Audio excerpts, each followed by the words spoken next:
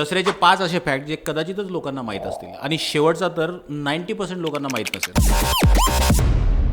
मित्रांनो, तुम्हाला शमीचं झाड माहिती आहे का? पांडव जेव्हा अज्ञातवासात होते तेव्हा आपले सर्व शस्त्र त्यांनी याच शमीच्या झाडाखाली लपवले होते आणि जेव्हा अज्ञातवास संपला म्हणजे या दसऱ्याच्या दिवशी त्यांनी आपले सर्व शस्त्र काढले आणि नंतर मग विजय मिळवला. या दसऱ्याच्या दिवसापासूनच शमीच्या पूजेची परंपरा चालू आहे. मित्रांनो, आपल्या सर्वांनाच माहिती आहे की आपट्याच्या पाण्याला सोन्याची मान्यता आहे.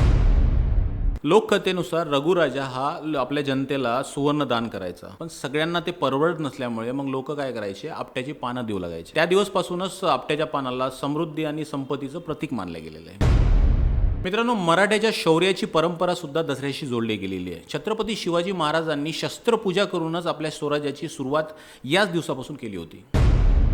मित्रांनो, आपल्याकडे रावण दहन करून विजयाचा दिवस साजरा केला जातो, पण दक्षिण भारतामध्ये आणि श्रीलंकेमध्ये वेगळी परंपरा आहे, कारण की तिथे रावण हा शिवभक्त असल्यामुळे त्याला पूजले जाते. त्यामुळे आपल्यापेक्षा त्यांची थोडी परंपरा वेगळी आहे.